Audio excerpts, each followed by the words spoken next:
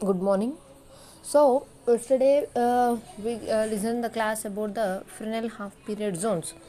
So according to the Fresnel theory or Fresnel zonal plate theories, what it say means the wavelets, the wavefronts. Okay, the wavefronts at every point they form the secondary wavelets, and we are dividing the secondary wavelets into number of zones that is known as Fresnel half period zones.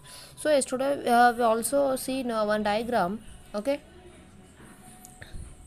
let O be the with we are dividing a secondary wavelet with the say number of zones. So this makes the first zone, that is the M1 OM1P, and second zone as OM2P. Okay, this is the second zone. So if the area of the first half period zone is if we calculate, what will be the first period of the first Fresnel half period zone? O, P, and M1. Okay, so the area of the first half period zone can be calculated by the radius, that is a pi r square, that is pi OM1 whole square. Okay, OM1 whole square. Now OM1 is nothing but M1P minus OP square from the diagram. Okay, OM1, this value will be equal to M1VP square minus OP square. So we know the value of M1P, that is P plus lambda by 2, and OP as P square. Then if we calculate P square and P square, we'll get lambda square by 4 plus P lambda. Okay, then finally we'll get OM1 square equal to P1 lambda. Right. So for example, if we calculate the what we calculate the same Fresnel half period zone area of the Fresnel half period zone for the second, okay, for the second zone. So then it will be calculated between O, P, and M2, right?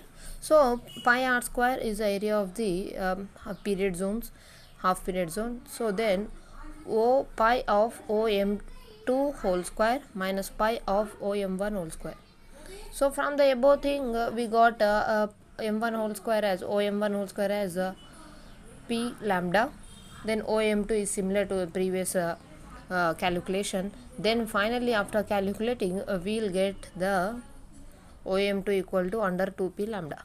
So how we will get OM 2p under root 2p lambda means M2p square is there. M2p square, the area of the second zonal plate we are calculating. The first zonal plate is a p plus lambda by 2, then second one is p plus 2 lambda by 2. Okay, then OMT equal to under root 2p lambda, right? So the radius of the nth zone will be under root np lambda. Okay, so this is the calculation part of the half period zone of first half period zone on the second half period zone.